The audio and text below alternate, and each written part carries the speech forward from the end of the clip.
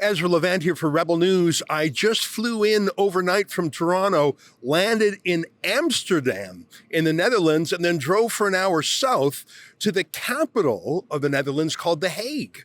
I am now on the beach, I guess it is. It's an amazing place. It looks gorgeous, if only it weren't 2 degrees Celsius out.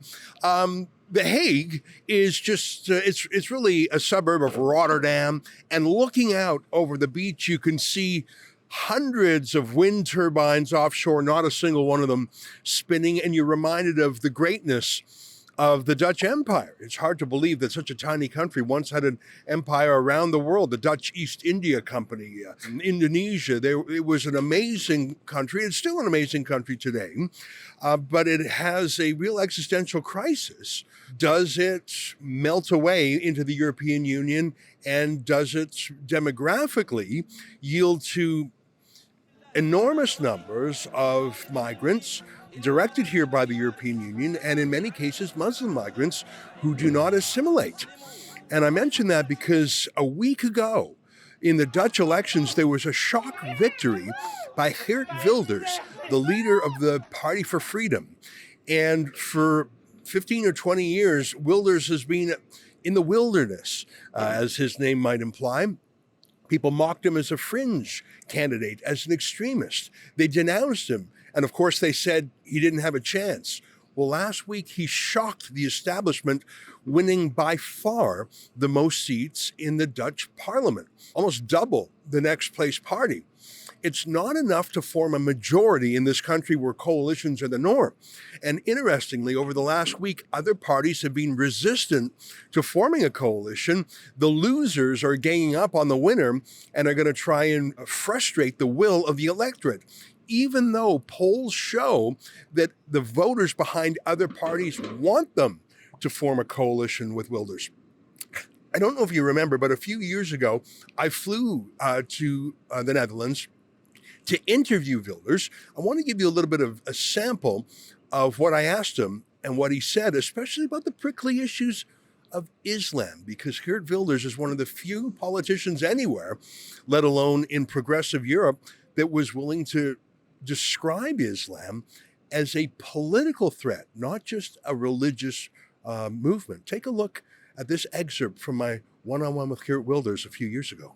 I think that the greatest challenge to both Brexit and Donald Trump were not politicians, was not Hillary Clinton, but rather the media establishment, the political establishment, even the legal establishment. What is it like in the Netherlands? Are there any establishment forces, any media that are supportive of you, or are they all critical or overwhelmingly critical? Well, of course there are few exceptions, but 98% is very strong against. And the elite, as I call them, is not indeed only the politicians. It's the media, it's also the top, the representatives of the Catholic churches or other churches, it's the intellectuals, it's all the people who are really lost any touch with the common people and fear for their own position, are based and driven only by multiculturalism and don't see that if we continue by, for instance, the Islamization of our society, that they will pay the first price, you know? I mean, this is what is at stake today. It's our mere existence that is at stake. It's not like we are facing an economical crisis that you can beat if you have a good policy like small government or lower taxes. No, it's the existential problem. When I go to America or Canada, I always tell my friends there, listen, you are bordering, at least the United States is bordering Mexico. We are bordering, our continent that is bordering Europe is Africa, it's the Middle East. And the African inhabitants, the African people will explode in this century. You know, they have 1 billion people living in Africa today. According to the United Nations, at the end of the century, it will be quadrupled to 4 billion people, where at the same time the European amount of people will diminish. So 4 billion people, 1/3 of them, even today, is planning to emigrate to Europe, which means that what we saw happening with the asylum crisis, with people from Syria and Libya coming to Europe, that we haven't seen anything yet. 1 billion people, mostly from Islamic background, will come to Europe in this century, which means that, and Islam, once again, is not there to assimilate or to integrate. That is the biggest mistake we made, open borders and no demands on new immigrants to assimilate and to integrate. We will cease to exist. And the whole elite is not willing or capable because they invented the concept of multiculturalism and open border policy. So they are fighting it, but they are fighting against our mere existence. And the people are finally waking up because they saw in the last few years, both with the European Union and with the asylum crisis, that we only import more terrorism, more intolerance, more violence, and that it should stop. I should tell you that my meeting with Wilders was almost canceled because there was a security threat. He has bodyguards all the time because he is under constant threat of assassination and fatwas. Years ago, I actually went on a short speaking tour with Wilders in Canada, and he had a larger entourage of security with him than anyone I had ever seen before, other than a prime minister of Canada. And he really has lived a lonely, threatened life dominated by protecting Holland from what they call asylum seekers out here.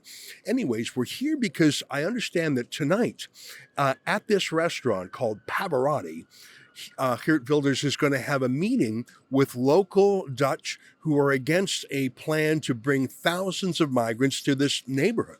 And so we want to report on the event, even though it'll be conducted in Dutch. We'll do our best to understand it. And we'll probably interview some people in the meeting. But I want to catch up with Geert Wilders, having not seen him since before his stunning victory. So that's my plan. And I'm only here for a day. I landed this morning with our head of video, Efron Monsanto. We drove down to The Hague. We freshened up after a night flight. We're going to do some streeters in another neighborhood that is just man on the street interviews, what they think about Geert Wilders and what they think of his trouble forming a government. And then we're going to come back to this Pavarotti restaurant, it's called, where Wilders is expected to be at 7 p.m. And what's interesting is I haven't seen any mainstream media interview Wilders since his huge victory. I've seen nasty sniping pundits about him. I've seen little clips where people denounce him, but I haven't seen any Western media, that is Canadian, American, British, talking to him about his ideas and his plans. And I think there's a reason for that. I think, first of all, the mainstream media in the West has largely ignored Wilders, or if they've discussed him, they've called him a racist and an extremist and a fringe party.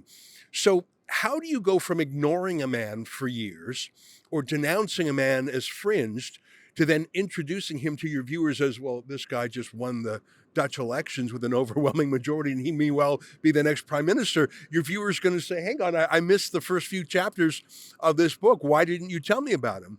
And I think there's sort of a wishing in the mainstream media that this will all go away. This was all an anomaly and it won't happen. And you're not going to see the Dutch version of Brexit. And if we just close our eyes and hope, we can hope our way through this. And by the way, so far that seems to be working if none of the other political parties enter in a coalition with Wilders. But I think that Geert Wilders needs to be listened to, if not necessarily agreed to on everything, because he represents an enormous swath of voters, not just in the Netherlands, but in other European countries who feel that mass migration is not in the national interests of Holland. And by the way, I was just in the United Kingdom a few days ago, where hundreds of thousands of pro-Hamas supporters take to the streets chanting various versions of death to the Jews. Sometimes it's phrased as from the river to the sea, which means the extermination of all Jews in Israel. Sometimes they say intifada revolution. Intifada is basically an Arabic word for an anti-Semitic pogrom. So I think that what's happening in the Netherlands was probably exacerbated by this worldwide movement of Muslim migrants chanting their support for Hamas. I think that this was the first place where elections captured the new mood.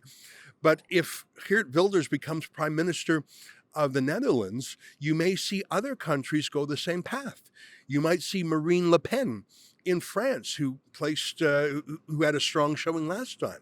You might see the Alternative for Deutschland, the Alternative for Germany, punch through in Germany. You might see other countries. You've already seen Giorgia Meloni in Italy.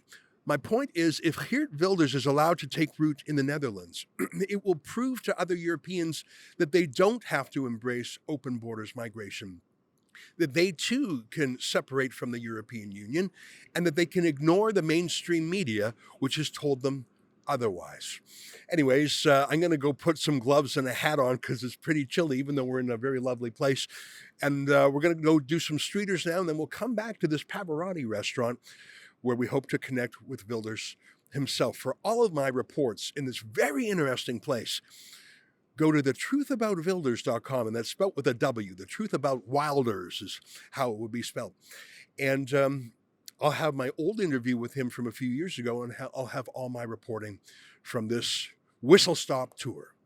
So come back to see more updates at thetruthaboutwilders.com.